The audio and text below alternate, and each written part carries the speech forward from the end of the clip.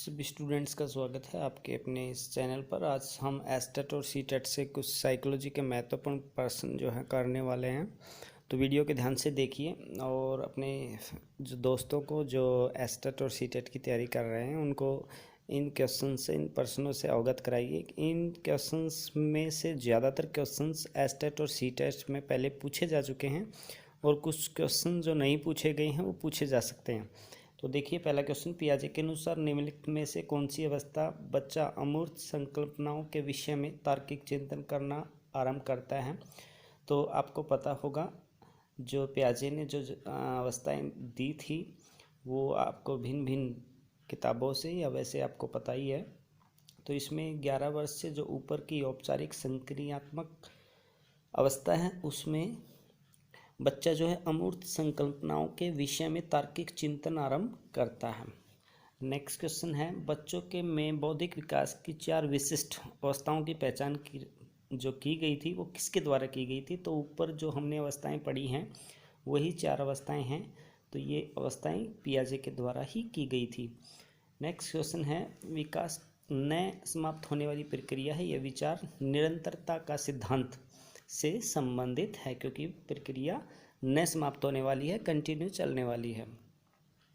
Next प्रश्न पर आते हैं, प्राथमिक स्तर पर एक शिक्षक में निम्नलिखित में से सबसे महत्वपूर्ण विशेषता माननी चाहिए वो है धैर्य और दृढ़ता। क्योंकि बच्चा तरह तरह की शरारतें करता है तो उसको धैर्य से पढ़ाने और अपने नियमों पर दृढ़ता से डटे रहना बहुत आवश्यक है। नेक्स्ट क्वेश्चन है, स्टूडेंट्स, निम्न में से कौन सा शिक्षार्थियों में सृजनात्मक पोषण करता है। तो यहाँ पे बी ऑप्शन होगा इसका, प्रत्येक शिक्षार्थी के अंतर्जात प्रतिभाओं का पोषण करना और प्रश्न करने के अवसर उपलब्ध कराना। नेक्स्ट इसका क्वेश्चन बनेगा आपका, वह अवस्था जब बच्चा तार्किक रूप से वस्तुओं घटनाओं के विषय में चिंतन प्रारंभ करता है। क्वेश्चन कई बार पूछा जा चुका है, तो यहाँ पे होगा मूर्त संक्रियात्मक अवस्था। नेक्स्ट क्वेश्चन है, निम्नलिखित में से किस अवस्था में बच्चे अपने समवयस्क समूह के सक्रिय सदस्य होते हैं। तो यहाँ पे है आपका किशोर अवस्था, क्योंकि इस अवस्था में बच्चे अपने समूह के साथ अपने उम्र के बच्चों के साथ खेलना पसंद करते हैं, व्यवहार करना पसंद करते हैं। नेक्स्ट क्वेश्चन होगा, बच्चों के संज्ञानात्मक विकास को सबसे अच्छे तरीके से कहाँ परिभाषित किया जा सकता है। तो ये आपका होगा विद्यालय एवं कक्षा में, इसका सही आंसर होगा। नेक्स्ट क्वेश्चन है, निम्न में से कौन पियाजे के अनुसार बौद्धिक विकास का निर्धारक तत्व नहीं है। तो इसमें सामाजिक संरचरण आएगा क्योंकि ये कोहलबर्ग ने दिया था। नेक्स्ट प्रश्न पर आते हैं, बालकों की जो सोच है अमूर्तता की अपेक्षा मूर्त अनुभव और प्रत्ययों से होती है, यह अवस्था कौन सी है। 7 से 12 वर्ष तक की अवस्था को ऐसा माना जाता है। विकास के संदर्भ में निम्नलिखित में से कौन सा कथन सत्य नहीं है। ऐसे क्वेश्चन बहुत बार पूछे जा चुके हैं, ध्यान रखना है। तो ये जो क्वेश्चन होगा आपका, विकास जो है उकसाने व बढ़ावा देने से नहीं होता है, ये आंसर बिल्कुल सही है, बी आंसर इसका राइट है।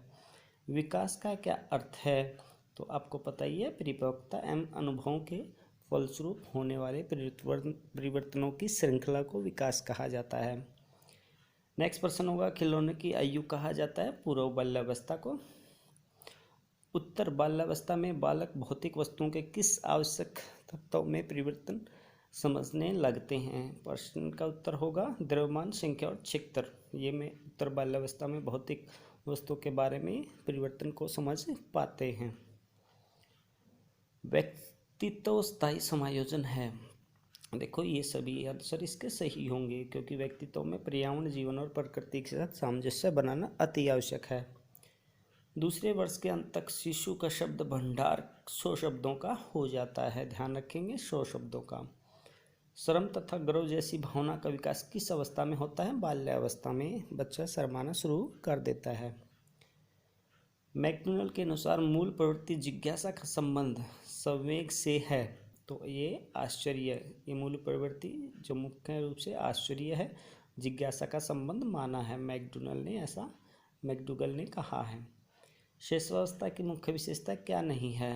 तो इनमें से याद रखेंगे चिंतन जो प्रक्रिया वो शेषावस्था की मुख्य विशेषता नहीं है, क्योंकि इस उम्र का जो बच्चा है सीखने के प्रति तीव्रता होती है, वो जिज्ञासु होता है, अनुकरण करता है, लेकिन चिंतन इतना ज़्यादा नहीं करता है।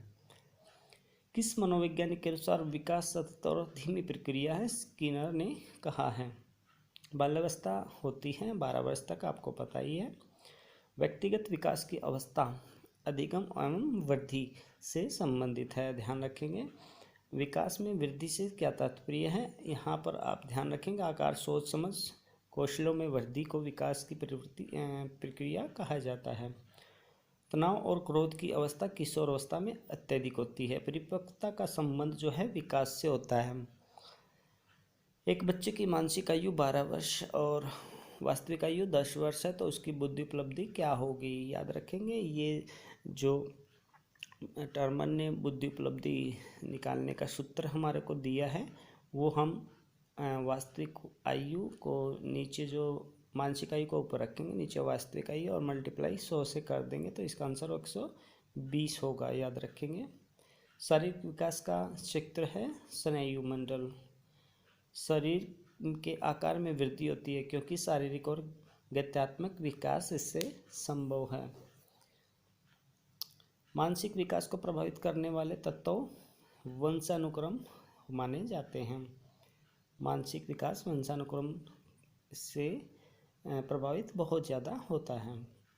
पियाजे के संज्ञानात्मक विकास सिद्धांत के अनुसार संवेदी क्रियात्मक अवस्था जो है जन्म से 2 वर्ष की होती है। बाल मनोविज्ञान के आधार पर कौन सा कथन सर्वोत्तम है? प्रत्येक बच्चा विशिष्ट होता है, ये बाल मनोविज्ञान के आधार पर माना जाता है।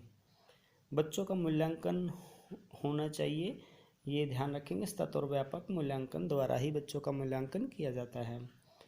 एक बच्चे की वृद्धि और विकास के अध्ययन की सर्वाधिक अच्छी विधि कौन सी है? विकासीय विधि। समाजीकरण की वह प्रक्रिया जिससे बच्चे और वयस्क सीखते हैं, इनमें से सभी होंगे। मानव जाति में कौन से व्यक्तिगत विभिन्नता के निर्धारित तत्व हैं जो मानव जाति की विविधता को बताते हैं? तो ध्यान रखेंगे आनुवंशिकता और पर्यावरण की अंतःक्रिया दोनों ही होंगी। वाइगोत्स्की ने बाल विकास के बारे में कहा है। वाइगोत्स्की याद रखेंगे आप सामाजिक अंतःक्रियाओं के कारण मानते हैं। बाल विकास से संबंधित वो सामाजिक अंतःक्रियाओं को कारण मानते हैं। बुद्धि के संबंध में सही कथन सभी होंगे, ये आप देखेंगे। एक बच्चे की मानसिक आयु, वही क्वेश्चंस बार बार पूछा जाएगा, ऐसा क्वेश्चंस आपको आना चाहिए। 5/4 आप नीचे कर सकते हैं और मल्टीप्लाई 100 से करेंगे, 125 आंसर इसका होगा। मनोविज्ञान का मूल आधार विज्ञान है, स्किनर ने कहा है। आधुनिक मनोविज्ञान का अर्थ क्या है? व्यवहार का अध्ययन। हिंदी अक्षरों को बालक किस आयु में पहचानने लगता है? 5 वर्ष की आयु में। बुद्धि उपलब्धि के मापन के जन्मदाता कौन है? याद रखेंगे टर्मन। शिक्षा मनोविज्ञान की उत्पत्ति का वर्ष जो है 1900 माना जाता है। पियाजे की औपचारिक संक्रियात्मक अवस्था बालक की किस आयु अवधि मानी जाती है? 11 से 15 वर्ष। जड़ बुद्धि वाले बालक का IQ उपलब्धि जो है 71 से कम माना जाता है। गर्भ में बालक को विकसित होने में कितने दिन लग जाते हैं? 280 दिन। नवजात शिशु का भार कितना होता है? 7 पाउंड का माना जाता है, लगभग 7 पाउंड। बुद्धि के बहुकारक सिद्धांत का जो है थॉर्नडाइक ने प्रतिपादन किया है। उपनयन संस्कार किस शिक्षा काल में? वैदिक काल में ऐसा किया जाता था। बच्चों को सीखने की प्रक्रिया में माता पिता की महत्वपूर्ण अग्रोन्मुखी भूमिका होती है, उनको निभानी चाहिए। तो ये कुछ 50 क्वेश्चन हमने कुल 50 क्वेश्चन आपके सामने रखे हैं। ये महत्वपूर्ण क्वेश्चंस आपको आप इनसे सीखिए और इससे संबंधित जितने भी आपके चैप्टर में क्वेश्चंस हैं उनको पढ़िए और बार बार इन क्वेश्चंस को आप देखेंगे। किसी भी प्रश्न पत्र में आपको ऐसे क्वेश्चन जरूर मिलेंगे। तो आशा है आप एस्टेट और सीटेट की तैयारी करने के लिए अपने चैनल से